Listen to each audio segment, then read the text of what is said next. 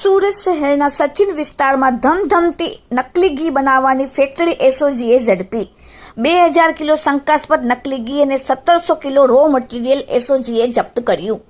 સચિન જીઆઈડીસીમાં સબકા ફૂડ્સ નામની ચાલતી આ ફેક્ટરીમાં લોકોના સ્વાસ્થ્ય સાથે ખુલ્લેઆમ ચેડા કરી માત્ર 1 કિલો શુદ્ધ ઘીનો ઉપયોગ કરી તેમાંથી 15 કિલો નકલી વિદુર ઘી તૈયાર કરવામાં આવતું હતું। પોલીસ સ્થળ પરથી લાખોની કિંમતનું નકલી ઘી, મશીનરી અને રોકડા સહિત 35,81,000નો મુદ્દામાલ જપ્ત કર્યો। તપાસ દરમિયાન સૌથી ચોંકાવનારા ખુલાસા નકલી ઘી બનાવવાની પદ્ધતિને લઈને થયા।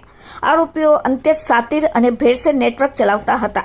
તેઓ 1 કિલો શુદ્ધ ઘી લેતા અને તેમાં મોટા પ્રમાણમાં વનસ્પતિ ઘી, પામોલિન તેલ અને ખાસ પ્રકારના કેમિકલ એસિડ્સ ઉમેરતા હતા।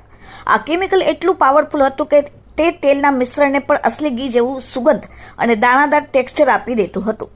આ મિશ્રણમાં ચોક્કસ પ્રકારનો રંગ ઉમેરી તેને ગાયના પીરા ઘી જેવું દેખાડવામાં આવતું હતું। આ રીતે માત્ર 1 કિલોમાંથી 15 કિલો ઝેર તૈયાર કરી બજારમાં ઊંચા ભાવે વેચવામાં આવતું હતું।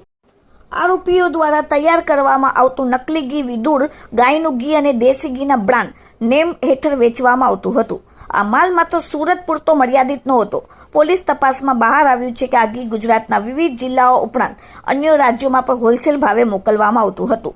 100 mlના પાઉચથી લઈને 15 કિલોના મોટા ડબ્બા સુધીનું પેકેજિંગ ઉપલબ્ધ હતું। ગ્રાહકોને છેતરવા માટે ડબ્બા પર આકર્ષક સ્ટીકરો અને માર્કેટિંગ ટ્રિક્સનો ઉપયોગ કરવામાં આવતો હતો। એસઓજીના ડીસીપી દ્વારા કહેવામાં આવ્યું કે આ ભેળસેળિયા તત્વો માત્ર પામ ઓઇલ જ નહીં પણ ખતરનાક સિન્થેટિક કલર અને કેમિકલ એસેન્સનો ઉપયોગ કરતા હતા।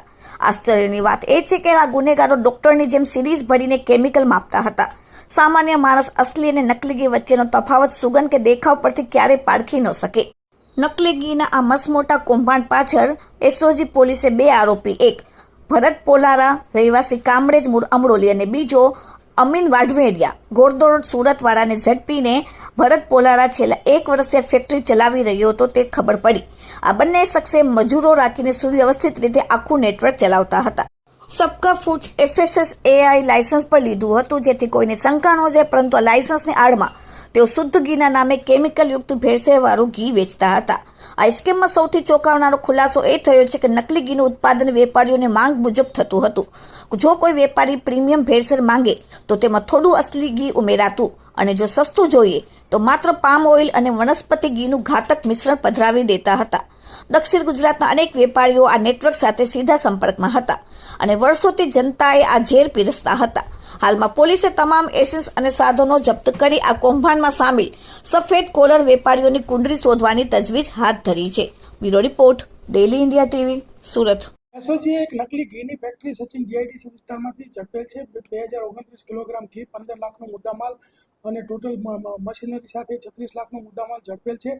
અને આ ઘી જે છે એ પામ ઓઇલ, વનસ્પતિ ઘી, પછી એસેન્સ અને બીજી જે અમુક રાસાયણિક દ્રવ્યો ઉમેરીને બનાવતા હતા। જે રીતના વેપારીઓ એમની પાસે ગુણવત્તાવાળું માગે એવા પ્રકારની કિંમતનું આ લોકો બનાવતા હતા અને એ રીતે ભેળસેળ કરતા હતા। સમગ્ર સાઉથ ગુજરાતની અંદર આ લોકો વેચતા હતા।